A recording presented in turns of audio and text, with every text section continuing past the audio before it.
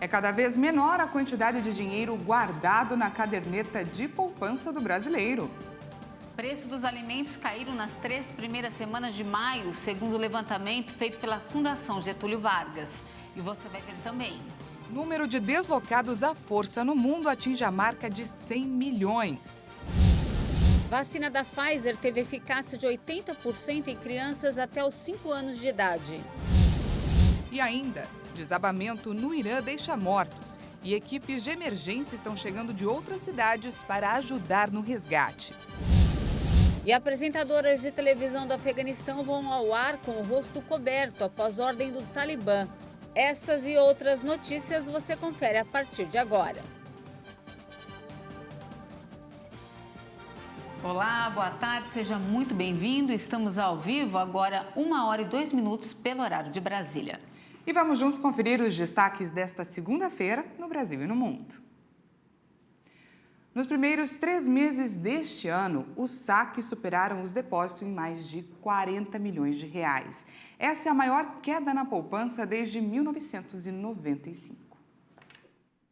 A caderneta de poupança continua sendo o investimento preferido dos brasileiros. A estimativa é de que 1 a cada 4 pessoas utilizem essa aplicação, de acordo com dados da Ambima, Associação Brasileira de Entidades do Mercado Financeiro e Capitais. Mas a queda de rendimento nos últimos meses tem feito com que muita gente saque o dinheiro que estava guardado. Nos 3 primeiros meses de 2022, o volume total de saques foi de 872,6 bilhões de reais, enquanto os depósitos totalizaram 832,3 bilhões de reais, um saldo negativo de 40,3 bilhões de reais. O número representa a maior fuga de recursos da poupança desde 1995, quando teve início a série histórica do Banco Central. E a justificativa é o cenário econômico desfavorável. As seguidas altas na inflação têm feito o dinheiro guardado na poupança perder o rendimento. A alta do desemprego também contribui, já que muitos trabalhadores acabam tendo que recorrer aos recursos que estavam guardados. E mesmo quem está empregado, por vezes, tem que sacar o saldo da poupança para completar o orçamento e pagar as contas. Com todas essas dificuldades, o saldo total na poupança hoje é de 1,006 trilhão de reais, o que representa uma queda de 3,15% em relação a julho do ano passado, quando atingiu o seu auge com 1,038 trilhão. Os preços dos alimentos caíram nas 3 primeiras semanas de maio, segundo um levantamento feito pela Fundação Getúlio Vargas. A queda foi puxada principalmente pela cenoura, o tomate e outros legumes. O levantamento faz parte do IPCS, que é o Índice de Preços ao Consumidor Semanal. Foi avaliada a variação de preços entre a segunda e a terceira semanas de maio. O indicador apresentou queda nos preços dos alimentos de 1,19% para 0,76%. Destaque para os preços da cenoura, que caiu 22,8%, do tomate, 16,5%, e das hortaliças e legumes, que teve queda de 3,5%. Por outro lado, pesou no bolso do consumidor o valor da cebola, que subiu 22%. No geral, o IPCS apresentou elevação de 0,44% e acumula alta de 10,21% nos últimos 12 meses. Ao todo, 3 das 8 classes de despesas que compõem o índice subiram. As maiores variações foram nos grupos de habitação, transporte e vestuário. Já os grupos que apresentaram queda foram de saúde e cuidados pessoais, educação, comunicação e despesas diversas, além de alimentação. Um levantamento de uma consultoria revelou que o preço do trigo no Brasil disparou 130% entre janeiro de 2020 e abril de 2022. O salto no preço foi provocado por uma combinação de fatores que inclui a pandemia do coronavírus, a inflação das commodities e, é claro, a guerra da Ucrânia. O cálculo foi feito tendo como base a farinha de panificação, que representa mais da metade do consumo no país. Entre janeiro de 2020 e abril deste ano, a alta do preço do saco da farinha foi de 117%. No Fórum Econômico Mundial, que acontece nesta segunda-feira, economistas-chefes de 24 dos maiores bancos fizeram um alerta sobre o risco da falta de alimentos no planeta por conta da guerra na Ucrânia. O Brasil é citado nesse relatório como um país que sofre e propaga os efeitos da guerra, que desequilibrou a cadeia de fornecimento de alimentos muito importantes como o trigo, comprometendo não apenas o custo, como também a disponibilidade do produto. Diante do cenário de incerteza nas commodities, um grupo seleto de economistas defende que a segurança alimentar é um dos temas que deve ser acompanhado de perto no futuro da economia global. Após 2 anos de cancelamentos por conta da pandemia, a edição de número 51 do Fórum deve contar com 2.500 participantes, entre eles cerca de 50 chefes de Estado, com exceção da Rússia, que foi banida. O Brasil será representado pelos ministros da Economia Paulo Guedes e da Saúde Marcelo Queiroga. O encontro acontece até quinta-feira, dia 26 de maio. E um relatório intitulado A Necessidade Urgente de Taxar os Ricos chamou a atenção em Davos. Ele apontou que durante a pandemia, a cada 30 horas, surgiu um novo bilionário. Acontece que, ao mesmo tempo dos 573 novos ultra-ricos no mundo, a desigualdade disparou. O estudo revela que 263 milhões de pessoas podem estar na extrema pobreza até o final deste ano. Falamos de 1 milhão de pessoas a cada 33 horas. Embora não tenha sido exposta a lista dos novos ultra-ricos, sabe-se que a riqueza total dos bilionários do mundo equivale a 13,9% do PIB global. Agora, mudando um pouco de assunto, depois de mais de 50 dias de greve, os médicos peritos e funcionários do administrativo do INSS voltaram a trabalhar nesta segunda-feira. O governo aceitou as reivindicações dos servidores. A Associação Nacional dos Médicos Peritos informou que as reivindicações foram aceitas pelo governo depois de uma reunião no Ministério do Trabalho. No encontro, ficou decidido reajustes salariais lineares para todo o funcionarismo público. Os funcionários do INSS entraram em greve pedindo um reajuste de 19,99%, que seriam de perdas acumuladas à inflação dos últimos meses. Depois deste acordo, as atividades dos médicos peritos e funcionários administrativos foram retomadas nas agências do INSS. Durante os 52 dias de paralisação, mais de 320 mil exames periciais foram remarcados. A perícia médica é obrigatória para a concessão de auxílios acidente por incapacidade temporária e aposentadoria por incapacidade permanente. De acordo com a Associação Nacional dos Médicos Peritos, mais de 1 milhão de segurados estão na fila das perícias médicas do INSS. E olha só, na noite deste domingo, uma granada falsa deixada em frente ao consulado da Rússia na zona sul de São Paulo mobilizou o esquadrão antibombas da Polícia Militar. Policiais do Grupo de Ações Táticas Especiais do GAT chegou ao local com roupas especiais e contou com um robô para remover o artefato. Ao final da operação, o grupo concluiu que se tratava de uma bomba falsa. O local ficou interditado por cerca de 3 horas, mas foi liberado no começo da madrugada desta segunda-feira. Falamos agora mais sobre o conflito no leste europeu.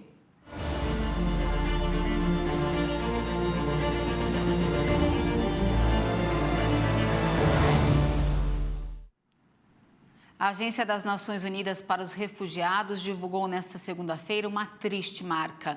Com a guerra na Ucrânia, o número de pessoas que foram expulsas de suas casas chegou aos 100 milhões. Isso em meio à pandemia de coronavírus, que levou diversos países a fecharem suas fronteiras na tentativa de conter o vírus. A Acnur, a Agência das Nações Unidas para os Refugiados, afirmou que o número é alarmante, preocupante e uma cifra que nunca deveria ter sido atingida. No fim de 2021, cerca de 90 milhões estavam deslocadas, sobretudo devido à violência na Etiópia, Burkina Faso, Mianmar, Nigéria, Afeganistão e República Democrática do Congo. Na Ucrânia, mais de 8 milhões tiveram que fugir para outras regiões do país e mais de 6 milhões de refugiados que cruzaram as fronteiras com outros países. A Acnur destaca que esta quantidade de pessoas equivale a mais de 1% da população mundial e que só 13 países têm uma população superior a este número. O dado inclui refugiados, solicitantes de asilo e mais de 50 milhões de deslocados internos. Mais de 2 anos depois do início da pandemia, pelo menos 20 países ainda negam o acesso ao asilo a pessoas que fogem de conflitos, violência e perseguição, muitas vezes com as medidas restritivas para conter o vírus como desculpa. Ainda nos destaques internacionais, a vacina da Pfizer teve eficácia de 80% em crianças até os 5 anos de idade. O esquema testado em bebês e crianças foi o de 3 doses contra a doença sintomática. A eficácia da vacina da Pfizer-BioNTech foi medida após crianças a partir dos 6 meses e até os 5 anos de idade tomarem 3 doses, todas deste mesmo imunizante, sendo que a terceira delas foi aplicada com um intervalo de ao menos 2 meses após a segunda. A quantidade utilizada foi de 3 microgramas por dose, o equivalente a 1/10 da dose aplicada em adultos. De 1.678 crianças que participaram do estudo, apenas 10 casos de Covid sintomáticos foram identificados num período de 7 dias ou mais após a terceira dose. E esses dados, ainda preliminares, apontaram que a vacina da Pfizer-BioNTech teve eficácia de 80,3% contra a Covid nessa faixa etária, o que foi considerado uma forte resposta imune e também segura pelas farmacêuticas. Vale destacar que o ensaio ocorreu quando a variante Ômicron era a predominante. Os testes foram feitos nos Estados Unidos, na Finlândia, Polônia e também na Espanha. As empresas pretendem concluir o processo de envio de dados à agência reguladora americana, a FDA, nesta semana. E vale lembrar que na semana passada foi autorizada a dose de reforço para crianças entre 5 e 11 anos de idade pela agência. Crianças abaixo desta faixa etária ainda não podem receber nenhuma vacina contra o coronavírus por lá. E ainda falando do coronavírus, aqui no Brasil, a vacinação de crianças contra a Covid-19 também só está liberada a partir dos 5 anos de idade. E o esquema vacinal liberado até então é de primeira e segunda doses. Agora vamos dar uma olhada em como anda a vacinação contra o coronavírus aqui no Brasil. O país já aplicou mais de 437.149.000 doses de vacinas contra a Covid-19. De olho no nosso telão, vamos para o nosso vacinômetro. Segundo o Ministério da Saúde e as secretarias estaduais de saúde, a primeira dose foi aplicada em 83,44% da população, enquanto 77,59% tomaram a segunda dose. E os que receberam a primeira dose de reforço chegam a 43,89% dos brasileiros. E veja a seguir, desabamento no Irã deixa mortos e equipes de emergência estão chegando de outras cidades para ajudar no resgate. E ainda, apresentadoras de televisão do Afeganistão vão ao ar com o rosto coberto após ordem talibã. Em instantes, nós voltamos já.